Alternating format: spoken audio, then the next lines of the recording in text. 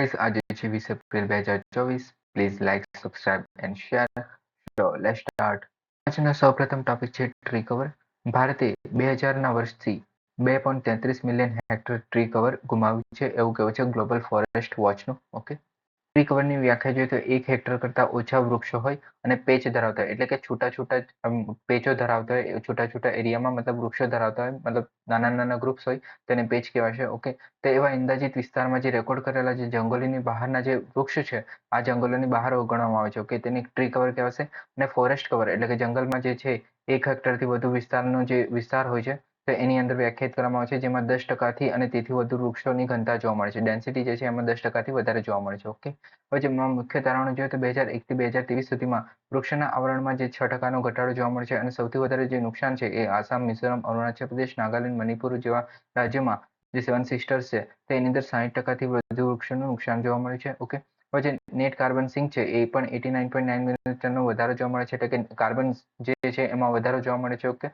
સૌથી મોટો સંબંધિત વાવેતર વિસ્તાર જે છે એ 74% સાથે લક્ષદ્વીપ છે હાલમાં. ઓકે, કવરના નુકસાનના જે ડ્રાઈવર છે એટલે પરિબળો છે એના વિશે જોઈએ તો 2001થી 2022 સુધીમાં વૃક્ષોના કવરનું નુકસાન જે છે એ 3.3% યોગદાન આપવામાં આવ્યું છે. કોના દ્વારા? તો કે આબોહવા અને આગને કારણે. તો આબોહવા જે છે અતિશય ગરમીને કારણે જે જંગલની આગમાં વધારો થાય છે અને એના કારણે જે વૃક્ષોના આવરણને નુકસાન થાય છે. અને જે ગ્લોબલ ફોરેસ્ટ વોચ છે એના મુજબ જે ઓડિશા પછી અરુણાચલ પ્રદેશ છે એમાં આગને કારણે સૌથી વધુ વૃક્ષોનું કવરને નુકસાન થયું છે. ઓકે, ટ્રી કવરમાં જો સુધારો કરવા માટે ભારતની પહેલ જોઈએ તો ગ્રીન ઇન્ડિયા મિશન છે, જેની અંદર 5 મિલિયન હેક્ટર દ્વારા જે જંગલ વૃક્ષોનું આવરણ વધારવાનું છે અને અન્ય 5 મિલિયન હેક્ટર જે બિન જંગલો અને જે જંગલના વિસ્તાર છે એની જમીનની ગુણવત્તાને સુધારવાનો લક્ષ્ય છે. ઓકે, જે ગ્રીન ઇન્ડિયા મિશન છે એની અંદર જે નગર વન યોજના છે એની અંદર જે શહેરી અને જે જે સિટી છે એની અંદર જે ગ્રીન કવર છે એમાં વધારો કરવાનો પ્રયાસ કરવામાં આવશે. ઓકે, ફોરેસ્ટ વોચ વિશે જોઈએ તો એની સ્થાપના 1997માં જે વર્લ્ડ રિસોર્સ ઇન્સ્ટિટ્યુશન છે એના દ્વારા કરવામાં આવેલી અને પ્લેટફોર્મ જે છે વન મોનિટરિંગ ડેટા અને ટૂલ્સને પ્રદાન કરતું એક ઓનલાઈન પ્લેટફોર્મ છે. ઓકે, અને એક્સેસ જે છે એ વૈશ્વિક વન ફેરફારોની જે વાસ્તવિક સમયની જે માહિતી છે તેનો ઓફર કરે છે, એને એક્સેસ પ્રોવાઈડ કરે છે બધા દેશોને. ઓકે, જેટલા મેમ્બર દેશો છે તેના. ભારતમાં વન આવરણ જોઈએ તો કુલ વન આવરણ અને જે વૃક્ષ આવરિત એટલે કે ટ્રી કવર અને ફોરેસ્ટ કવર જ્યારે બંને કમ્બાઈન કરીને જોઈએ તો દેશનો જે ભૌગોલિક વિસ્તારના 24.56% છે. અને જે કુલ જે જંગલ છે, જંગલ આપણા ઇન્ડિયામાં એ વિસ્તારના ભૌગોલિક વિસ્તારના આપણા 21.67% છે. આ ખાસ યાદ રાખવું, 21.67% છે. અને જે ટ્રી કવર છે, વૃક્ષ આવરણ છે એ ભૌગોલિક વિસ્તારના 2.89% છે. ઓકે, આ બંનેને મિક્સ કરીને પછી આ આપે છે. ઓકે, એટલે કે ટ્રી કવર અને જે ફોરેસ્ટ કવર છે એ 24.56% છે. ઓકે, આપણે ખાલી યાદ રાખવું કે જંગલો કેટલા છે તો 21.67% જેટલા. ઓકે, હવે જે વૈશ્વિક વન આંકડા જોઈએ તો જે વિવિધતામાં જે જંગલો છે એ વિશ્વની જે જાણીતી વનસ્પતિ અને પ્રાણી સૃષ્ટિનો જે 8%નો સમાવેશ થાય છે. એટલે કે બાયોડાયવર્સિટી જે છે એ વનસ્પતિ અને જે પ્રાણી સૃષ્ટિ છે એના બંનેને મળીને 8% જેટલી બાયોડાયવર્સિટી ભારતમાં જોવા મળે છે. ઓકે, માનવ વસ્તી જે છે એ લગભગ 18% છે વિશ્વની. ઓકે, આપણી દેશમાં. હવે જમીની સપાટીથી પૃથ્વીની જે જમીની સપાટીના લગભગ 30% ભાગને જંગલો આવરી લે છે.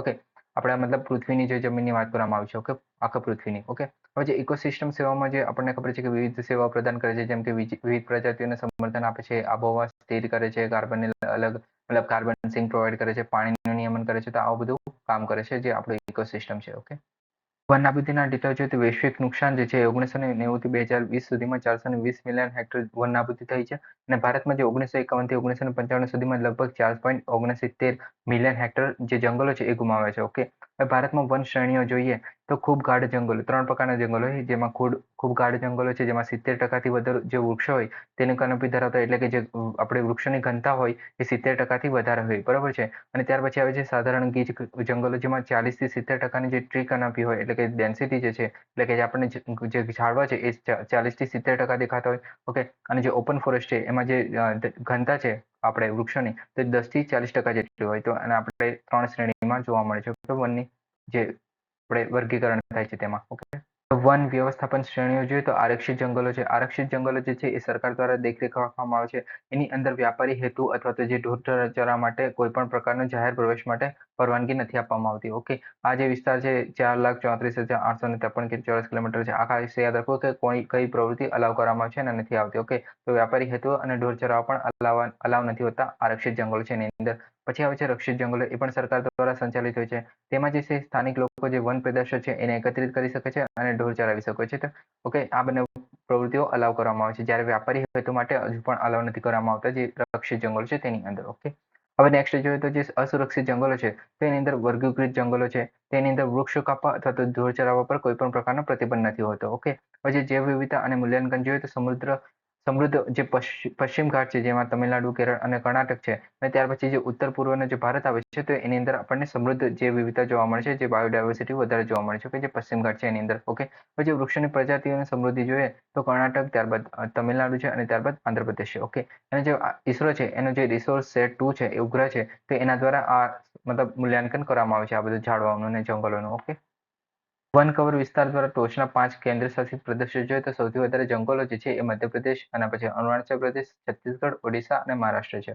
ઓકે, હવે આ બંનેનો ડિફરન્સ શું છે કે વન કવર ટકાવારીના 5ના ધોરણો તો આમાં જે લખ્યું છે કે 90.33% જેટલા લક્ષદ્વીપમાં જોવા મળે છે. હવે આ મધ્યપ્રદેશ જે છે એ આખા ભારતમાં સૌથી વધારે જંગલો મધ્યપ્રદેશમાં જોવા મળે છે.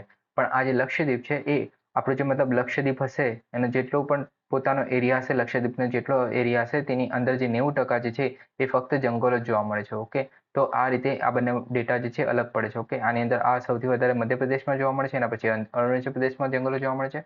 જ્યારે આની અંદર જે લક્ષદ્વીપ છે એ પોતાના જે ટોટલ એરિયા છે, લક્ષદ્વીપનો જે ટોટલ એરિયા છે એની અંદર જે 90% જે એરિયા છે એની અંદર જંગલો જોવા મળે છે. એને પાછળ એની પછી જે મિઝોરમ છે એને 85.41% જેટલો જંગલો જોવા મળે છે પોતાના જે એરિયા છે એની અંદર.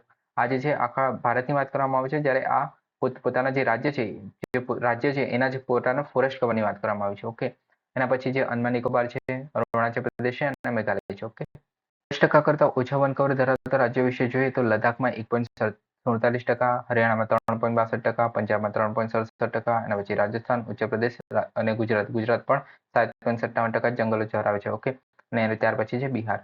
હવે વન કવર જોઈએ તો રાજ્યનું જે મતલબ ગુજરાત રાજ્ય છે તો એના જે ફક્ત 7%માં જંગલો જોવા મળે છે. ઓકે, તો એ રીતે કહેવામાં આવે છે અને જે વૃક્ષ આવરણ છે એ 6,912 ચોરસ કિલોમીટર જેટલું છે.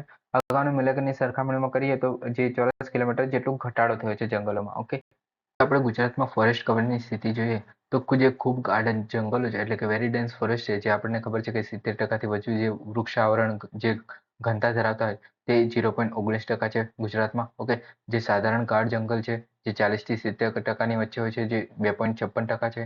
જે ઓપન ફોરેસ્ટ છે તે 4.85% છે. ઓકે, જે કુલ છે આપણને ખબર છે કે 7.61% જેટલું આપણે ગુજરાતમાં વન વિસ્તાર છે. ઓકે, હવે જે સ્ક્રબ જે છે એ 1.44% જોવા મળે છે અને જે કુલ વિસ્તાર જે છે એટલે કે કુલ જે ફોરેસ્ટ વિસ્તાર છે અને જે સ્ક્રબ છે એ બંને મળીને 9.05% જેટલો વિસ્તાર ધરાવે છે. ઓકે, જે નોન ફોરેસ્ટ જે છે એરિયા છે એ 9.95% છે. ઓકે, ગુજરાત અને ઇન્ડિયામાં આપણે ફોરેસ્ટ કવર જોઈએ તો ફોરેસ્ટ કવર એટલે કે જે વન વિસ્તાર છે એ 2021માં તો 7.61% જેટલો હતો ગુજરાતમાં. ઓકે, જે 7.57% હતો 2019માંથી એટલે કે વધારો થયો છે. ઓકે, ઇન્ડિયામાં પણ જે 2019માં 21.67% જેટલો હતો અને 2021માં 21.71% જેટલો હતો. ઓકે, પછી ટ્રી કવર જોઈએ તો 2.80% છે ગુજરાતમાં અત્યારે અને 2021માં જે ઇન્ડિયામાં 2.51% જેટલું ટ્રી કવર હતું. ઓકે, હવે આ જે ફોરેસ્ટ કવર અને ટ્રી કવર જે બંને ભેગા મળીને 10.40% જેટલો વિસ્તાર ધરાવે છે આપણા ગુજરાતમાં અને ઇન્ડિયામાં જે છે એ 24.62% જેટલો વિસ્તાર ધરાવે છે. ઓકે, પછી ટોટલ ફોરેસ્ટ કવર જે રેકોર્ડેડ ફોરેસ્ટ એરિયામાં જોઈએ તો 11.14% છે આપણા ગુજરાતમાં. ઓકે, આ યાદ રાખવું કે જે રેકોર્ડેડ છે એ 11.14% છે અને ભારતમાં જે છે એ 23.58% જેટલો આપણે ટ્રી કવર અથવા તો જે ફોરેસ્ટ કવર ધરાવે છે. ઓકે, છે વિદેશી સીધું રોકાણ એટલે કે એફડીઆઈ. ઓકે, હવે જે નાણાં મંત્રાલયે અવકાશ ક્ષેત્ર માટે જે નવા વિદેશી સીધા રોકાણ માટેના નિયમો સૂચિત કર્યા છે. ઓકે, આ પણ પહેલા એકવાર ન્યૂઝમાં રહી ચૂકી છે, બીજી વખત ન્યૂઝમાં છે. ઓકે, જે આ નિયમો છે એ 2019નો જે forest exchange management non date instrument નિયમ 2019ના છે એના સુધારો કરશે અને આ જે સુધારો છે એ સરકાર દ્વારા ફોરેન એક્સચેન્જ મેનેજમેન્ટ એક્ટ જે ફેમા એક્ટ 1999નો છે તો એની અંદર સૂચિત કરવામાં આવશે. ઓકે, પછી ભારતમાં જે એફડીઆઈ છે એ જે એફડીઆઈની જે સરકાર દ્વારા જાહેર કરવામાં આવેલ છે એફડીઆઈ નીતિ અને જે ફેમા એક્ટ 1999 છે એની જોગવાઈઓ દ્વારા સંચાલિત કરવામાં આવશે અને એફડીઆઈની જે નીતિ છે અવકાશ નીતિ સંબંધિત જે 2023માં જે લાગુ કરવામાં આવેલી તો એની વ્યૂહરચના સાથે સંરેખિત કરવામાં આવેલું છે. ઓકે, એફડીઆઈની નીતિને. ઓકે, આ જે છે સ્વચાલિત અને જે સહકારી જે બંને માર્ગ છે આના દ્વારા 100% જેટલી એફડીઆઈને મંજૂરી આપશે. ઓકે, આપણે સ્વચાલિત અને સહકારી આપણે આગળ જોઈને આવશે. અવકાશ ક્ષેત્રની જે પ્રવૃત્તિ છે એની અંદર સેક્ટોરલ ગેપ સાથે 100% જેટલું એફડીઆઈ અલાઉ કરી દીધું છે સરકાર દ્વારા.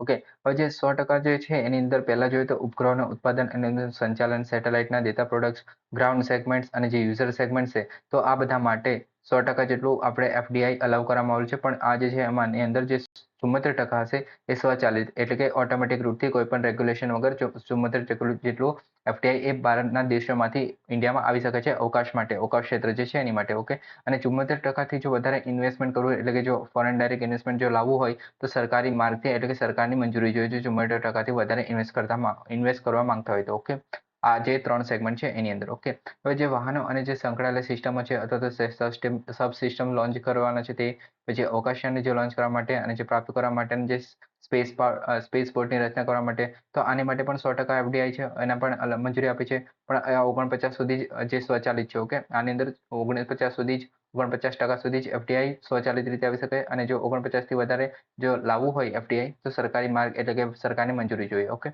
એના પછી જે ઉપગ્રહો, ગ્રાઉન્ડ સેગમેન્ટ અને જે યુઝર સેગમેન્ટ તેના ઘટકો અને સિસ્ટમ્સ અને પેટા સિસ્ટમના ઉત્પાદન માટે 100% એફડીઆઈની મંજૂરી છે, અને આ જે છે એ ઓટોમેટિક રીતે સ્વચાલિત રીતે ટોટલી મતલબ એમાં કોઈ પણ સરકારની મંજૂરી વગર લાવી શકાય છે. ઓકે, એફડીઆઈ 100% સુધીનું. ઓકે, ક્ષેત્રમાં જે એફડીઆઈ છે એ એફડીઆઈની માત્ર સરકારની મંજૂરી માર્ગ દ્વારા જ ઉપકરણની સ્થાપના અને સંચાલન કરવા માટે મંજૂરી આપવામાં આવતી હતી, પણ એમાં પણ હવે 100% જેટલું કરવામાં આવ્યું છે. ઓકે, પછી અવકાશ ક્ષેત્રમાં એફડીઆઈની જરૂરિયાતમાં જોઈએ તો જે વૈશ્વિક મૂલ્ય શૃંખલાઓમાં જે ભારતીય કંપનીઓનું એકીકરણ થઈ શકે, મતલબ જે વિશ્વના જે મતલબ પ્રયોગો છે અથવા તો જે પદ્ધતિઓ છે એમાં આપણે જોડાણ થઈ શકે છે. ભારતની જે અવકાશ કંપનીઓ છે એમાં રોકાણ કરવા માટે જે સંભવિત વિદેશી રોકાણ છે એમાં આકર્ષવા માટે આ નીતિ લાગુ કરવામાં આવી છે.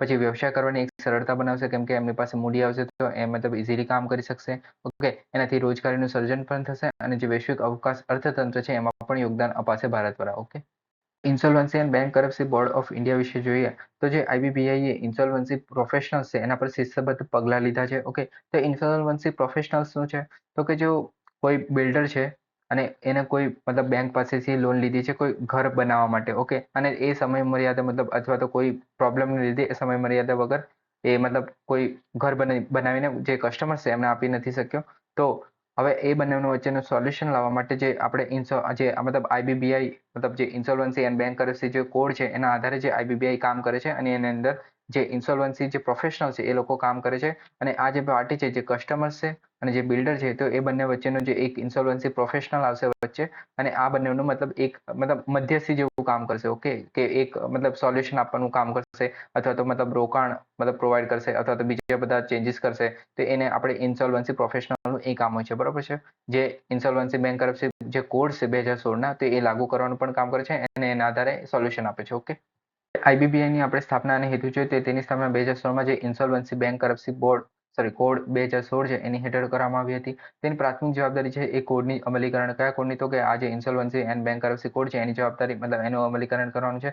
જે કોર્પોરેટ સંસ્થાઓ, ભાગીદારી પેઢીઓ અને વ્યક્તિઓની જે પુનર્ગઠન અને જે નાદારીના ઠરાવો છે એને લગતા કાયદામાં સુધારો કરે છે. ઓકે, હવે ગવર્નિંગ બોડીનું જે કમ્પોઝિશન જોઈએ તો આઈબીબીઆઈ જે છે એની અંદર એક અધ્યક્ષ હોય છે, કેન્દ્ર સરકારના અધિકારીઓમાંથી પસંદ કરેલા 3 સભ્યો, જેની અંદર સંયુક્ત સચિવ અથવા તો જે સમકક્ષ હોદ્દાની નીચે નહીં, મતલબ આનાથી સંયુક્ત સચિવના નીચેનો જે હોદ્દો છે એનાથી નીચેનો વ્યક્તિ નહીં હોવો જોઈએ અને 3 સભ્યો હોવા જોઈએ. ઓકે, જે ભારતીય રિઝર્વ બેંક ઓફ ઇન્ડિયા છે તો એના દ્વારા પણ એક સભ્ય નામાંકિત કરવામાં આવે છે. આની અંદર કેન્દ્ર સરકાર દ્વારા જે અન્ય 5 સભ્ય નામાંકિત કરવામાં આવે છે, જેમાં ઓછામાં ઓછા 3 જે છે એ સંપૂર્ણ સમય મર્યાદા માટે રહેશે. ઓકે, છે બિટકોઇન અર્ધભાગ એટલે કે બિટકોઇન હાલ્વિંગ. ઓકે, તો નિષ્ણાતોએ અપેક્ષા રાખી છે કે ટૂંક સમયમાં જે બિટકોઇન અડધું જે કરવાની ઘટના છે એ થવાની છે. બિટકોઇન હાલ્વિંગ એટલે શું? તો કે જે બિટકોઇન માઇનર્સ છે એમને ચૂકવવામાં આવતી જે પુરસ્કાર છે એને 50% ઘટાડવાનો ઉલ્લેખ કરે છે. ઓકે, તમને ખબર છે કે આ જે બિટકોઇન છે આપણને ખબર છે કે જે મોટા જે કોમ્પ્યુટર સર્વર્સ હોય છે તો તેમનો ઉપયોગ કરીને જે બિટકોઇનનું એક રીતે માઇનિંગ કરવામાં આવે છે, પ્રોસેસ દ્વારા બિટકોઇન મેળવવામાં આવે છે.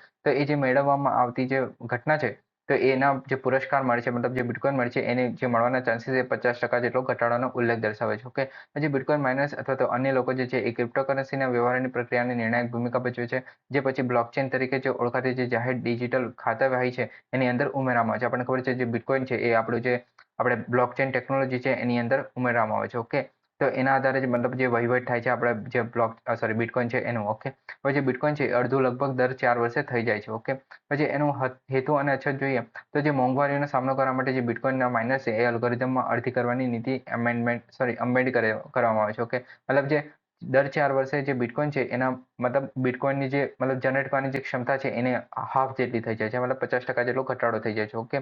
પહેલા ધારો કે 4 મળતા તો અત્યારે જે મતલબ 4 વર્ષ પછી એ 2 જેટલા જ બિટકોઈન માઇન કરી શકાશે. ઓકે.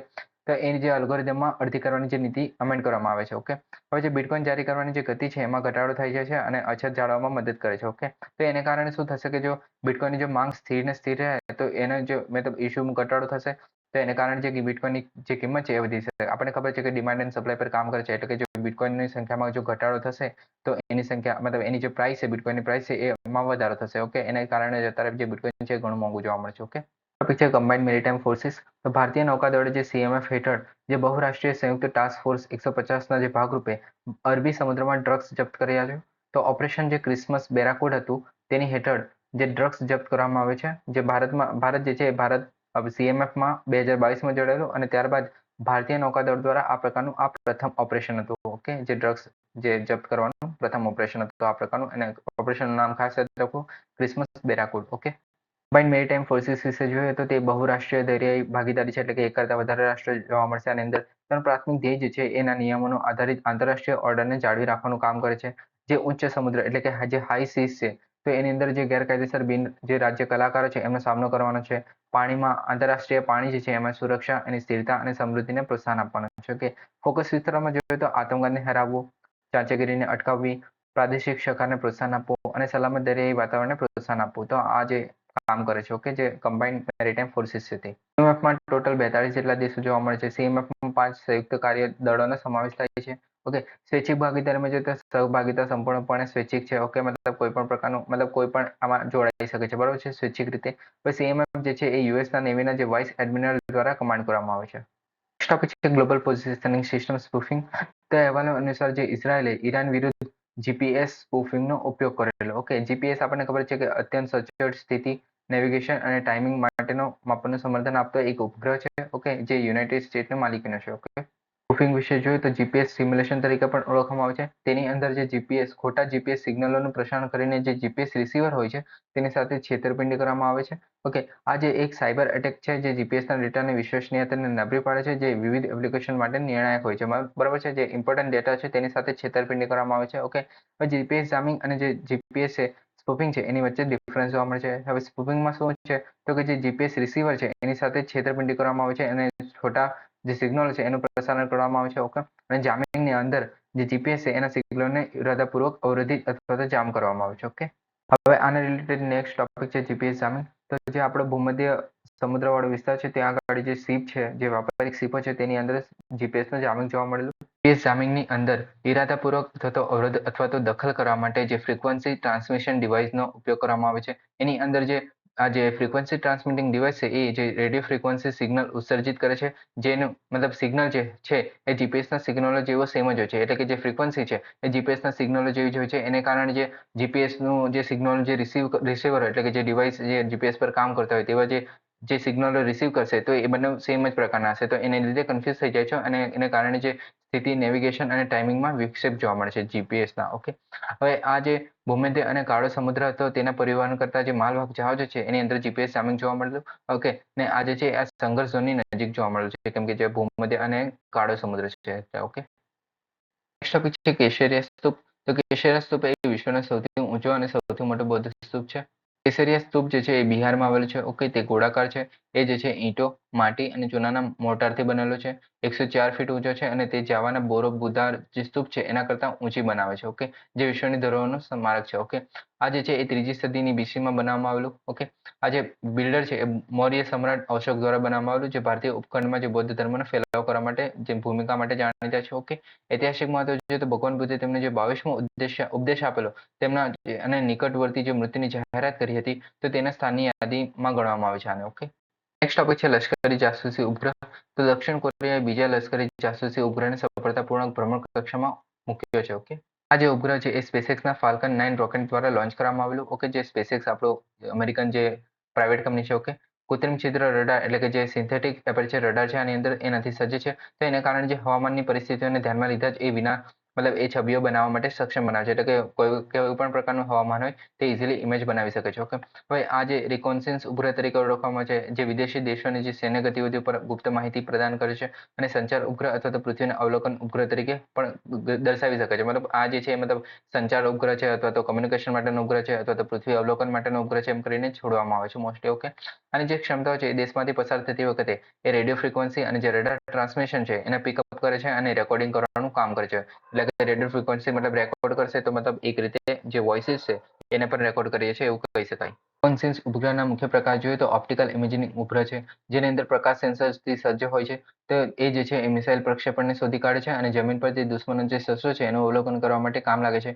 પછી છે રડાર ઇમેજિંગ ઉપગ્રહ. આ ઉપગ્રહ જે વાદળવાળું આવરણ હોય તે દરમિયાન પણ પૃથ્વીનું નિરીક્ષણ કરવા માટે રડાર તકનીકનો ઉપયોગ કરે છે. ઓકે, આ જે છે પછી છે સિગ્નલ બુદ્ધિ અથવા ફેરેટ ઉપગ્રહ. તેઓ રેડિયો અને માઇક્રોવેવ ટ્રાન્સમિશન કેપ્ચર કરે છે. ઓકે, હવે જે ટ્રેકોન્સિસ સેટેલાઇટ ધરાવતા દેશોમાં જોઈએ તો યુનાઇટેડ સ્ટેટનું કીહોલ શ્રેણી છે, ચીનનું જે યાઓગાન શ્રેણી છે, રશિયાનું જે પર્સોના શ્રેણી છે. એવા દેશો પાસે અસંખ્ય રેકોગ્નિઝન્સ ઉપગ્રહ છે અને ભારતનું જે રડાર ઇમેજિંગ સેટેલાઇટ છે એટલે કે જે રિસેટ-2 છે તે સામાન્ય રીતે તેઓ રેકોગ્નિઝન્સ સેટેલાઇટ ગણવામાં આવે છે. ઓકે, જે પણ SAR થી સજ્જ છે. SAR એટલે કે આપણે અત્યારે જોયું કે રેડિયલ ઇમેજિંગ ઉપગ્રહ હોય છે અને આ સિંગલ બુદ્ધિ અથવા તો ફેરેટ ઉપગ્રહ છે તો એ જે છે રેડિયો અને માઇક્રોવેવ ટ્રાન્સમિશનને કેપ્ચર કરે છે. ઓકે, ઉપગ્રહ સાથે સંકળાયેલી ચિંતાઓ જોઈએ તો પહેલા તો અવકાશનું લશ્કરીકરણ થઈ રહ્યું છે, કેમ કે બધા દેશો પાસે જ આ મતલબ એક રીતે આ ટેકનોલોજી છે અને વૈશ્વિક સુરક્ષાની ચિંતા ઊભી થશે, કેમ કે મતલબ એકબીજા દેશો પાસે તો એક રીતે અવકાશમાં ભીડ જમા થઈ રહી છે એક રીતે તો. ઓકે, અવિશ્વાસને પ્રોત્સાહન આપશે કેમ કે બધા દેશો પાસે છે તો કયા દેશ પર ભરોસો કરવો નહીં કરવો અને એકબીજાના દેશો વચ્ચે તણાવમાં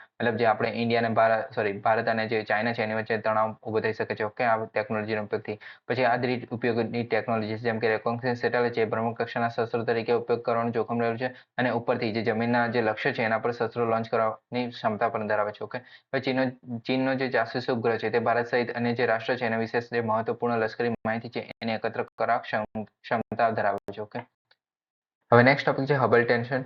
તો જે તાજેતરમાં અભ્યાસ મુજબ જે વૈજ્ઞાનિકે હબલ ટેન્શનને સમજાવવા માટે એક નવું મોડેલ શોધી કાઢ્યું છે.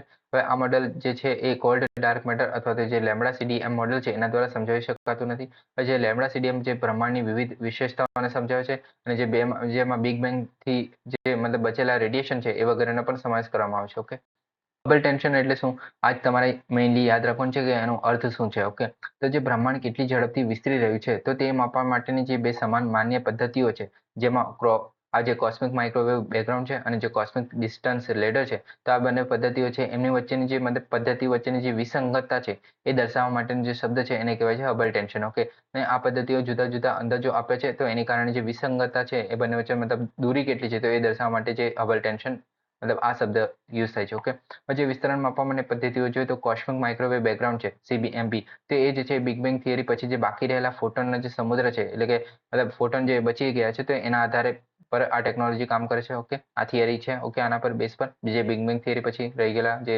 મતલબ ફોટોન છે એના મતલબ પદ્ધતિ છે. અને જે નેક્સ્ટ છે કોસ્મિક ડિસ્ટન્સ લેટર, તો એની અંદર જે પૃથ્વીથી જે અલગ અલગ અંતરે વસ્તુઓનો અંતર માપવા માટે જે તકનીક છે એનો ઉપયોગ કરે છે. ઓકે, તો આ બંને વચ્ચે જે પદ્ધતિ આ બંને પદ્ધતિ છે એ બંને વચ્ચેની ડિફરન્સ જે વિસંગતતા છે તો એ દર્શાવવા માટે જે હબલ ટેન્શન જે શબ્દ છે એનો ઉપયોગ થાય છે. ઓકે, નાર્ગોનો કારાબખ પ્રદેશ જે છે એ અઝરબૈજાન અને આર્મેનિયા વચ્ચે આવેલો છે. ઓકે, તો જે અઝરબૈજાન દ્વારા જે આર્મેનિયા છે એના અલગતાવાદીઓ પાસેથી વિવાદાસ્પદ જે પ્રદેશ હતો એને ફરીથી કબજો કરેલો અને ત્યારબાદ જે રશિયન શાંતિ રક્ષકો છે એના નાગોર્નો કારાબાખ જે પ્રદેશ છે એની અંદર પીછેહટ કરવાનું શરૂ કરેલું. ઓકે, નાર્ગોનો કારાબાખ જે રીજન છે એ આર્મેનિયા દ્વારા એને આર્ટસક તરીકે પણ ઓળખવામાં આવે છે. અઝરબૈજાનની અંદર તેને લેન્ડલોક પર્વતીય પ્રદેશ તરીકે સત્તાવાર રીતે ઓળખવામાં આવે છે. ઓકે, જે વસ્તી અને વંશીય રચના જોઈએ તો આ પ્રદેશ જે રહેવાસીઓ મુખ્યત્વે વંશીય રીતે આર્મેનિયાના છે. ઓકે, પણ આ જે છે આર્મેનિયાનો પ્રદેશ નથી. આ જે છે આંતરરાષ્ટ્રીય સ્તરે તેલના સમુદ્ર તરીકે અઝરબૈજાનનો મતલબ આ પ્રદેશ ગણવામાં આવે છે. ઓકે, જે લોકો છે વંશીય રીતે આર્મેનિયાના લોકો છે પણ એની અંદર મતલબ પ્રદેશ જે છે એ અઝરબૈજાનનો ગણવામાં આવે છે. ઓકે, જોઈ શકો છો આ છે આર્મેનિયા અને આ છે અઝરબૈજાન, તો એ બંનેનો વચ્ચે જે આ નાગોર્નો કારાબાખ રીજન છે ઓકે તે છે. ઓકે, એ ડિસ્પ્યુટ રહેલો છે. આ તમે પીળો જે કલર જોઈ શકો છો તે. ઓકે, પછી ઐતિહાસિક સંદર્ભ જોઈએ તો 1917માં જે રશિયન સામ્રાજ્યના પતન પછી અઝરબૈજાન અને જે આર્મેનિયા છે એ બંને વચ્ચે જે નાગોર્નો કારાબાખ પ્રદેશ છે એના પર દાવો કરેલો અને તેથી આ બંને વચ્ચે મતલબ તણાવનો મુદ્દો હંમેશાથી રહે છે પહેલેથી જ છે આ. Okay, submersible platform for the acoustic characterisation and the evolution જે સ્પેસ છે એનું ફૂલ ફોર્મ, તો જે DRDO દ્વારા સ્થાપિત જે ભારતીય નૌકાદળ માટે સોનાર સિસ્ટમ માટે એક પ્રીમિયર પરીક્ષણ અને મૂલ્યાંકન હબ તરીકે એક પ્લેટફોર્મ વિકસાવવામાં આવ્યું છે જેનું નામ છે submersible platform for the acoustic characterisation and evolution. Okay, જે સ્પેસ પ્લેટફોર્મ તરીકે પણ ઓળખાઈ શકાય છે એક રીતે. સ્પેસ પ્લેટફોર્મ છે તો એ જે પાણીની સપાટી પર સ્થિત ફ્લોટિંગ પ્લેટફોર્મ તરીકે પણ કામ કરી શકે છે અને 100 મીટરની સુધી ઊંડાઈએ જઈને એને નીચે ઉતારીને પછી એવું પ્લેટફોર્મ છે. ઓકે, હવે આ જે સ્પેસનું મહત્વ જોઈએ તો સોલાર સિસ્ટમનું જે મૂલ્યાંકન કરવા માટે જે વૈજ્ઞાનિક પેકેજો છે એનો ઝડપી ઉપયોગ અને સરળ પુનઃપ્રાપ્તિની ક્ષમતા દર્શાવે છે. ઓકે, પ્લેટફોર્મ છે એ વિવિધ સ્તરોમાં માપદંડો સર્વેક્ષણ, નમૂના લેવા અને ડેટા સંગ્રહની સુવિધા આપે છે. એટલે કે જે સબમરીન મતલબ સોનાર જે સિસ્ટમ છે જે આપણે શીપમાં પણ હોય છે અને જે સબમરીન છે તેની અંદર જોવા મળે છે, તો એની જે ક્ષમતા છે એ હવામાં, સપાટીમાં, મધ્ય પાણીમાં તે એની અંદર મતલબ જેનું પરીક્ષણ કરવામાં આવે છે. ઓકે, સોનારનું, અને એનું મતલબ એની રિલેટેડ ડેટા એકત્રિત કરે છે. ઓકે, પછી જે આધુનિક વૈજ્ઞાનિક સંશોધન સાધનોનો ઉપયોગ કરે છે, પછી સબમરીન વિરોધી જે યુદ્ધ સંબંધિત સંશોધનો છે એના માટેની ક્ષમતાઓને પણ વધારે છે. ઓકે ગાઈઝ, આજ માટે આટલું જ. Please subscribe, like and share. Thank you for listening. જય હિન્દ, વંદે માતરમ.